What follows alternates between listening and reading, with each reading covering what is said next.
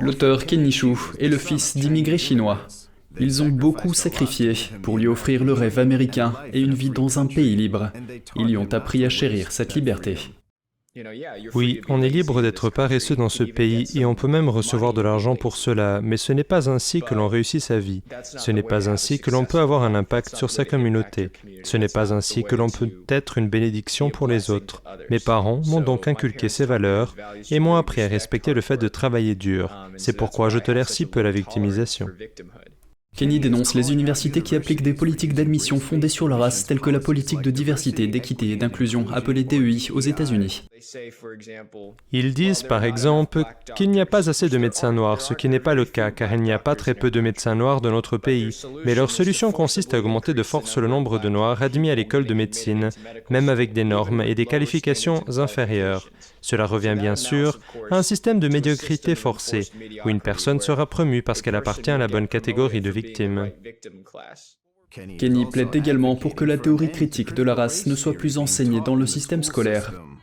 Cette théorie affirme que l'Amérique est un pays systématiquement raciste à l'égard des Noirs. Cette théorie est aujourd'hui enseignée dans nos écoles et directement aux enfants américains, en les rabaissant, en leur faisant se sentir victimes et en leur donnant l'impression que la société est contre eux. Selon lui, c'est la pire chose à enseigner aux jeunes enfants.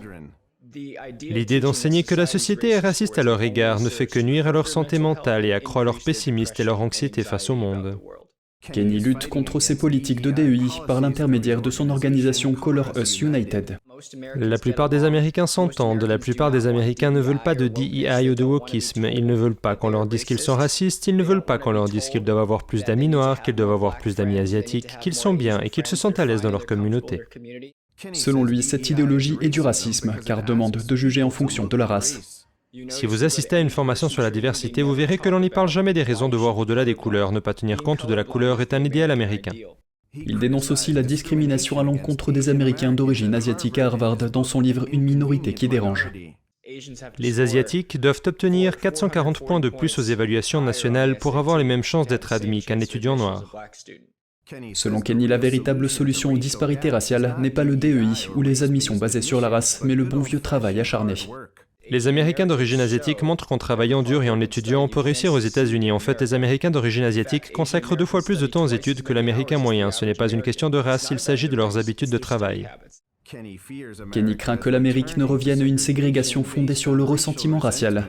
Il appelle les gens à se réveiller et à voir le DEI et la théorie critique de la race pour ce qu'ils sont réellement. Le nouveau livre de Kenny, École Woke, comment la théorie critique de la race s'est infiltrée dans les écoles américaines et pourquoi nous devons nous les réapproprier, sortira en août.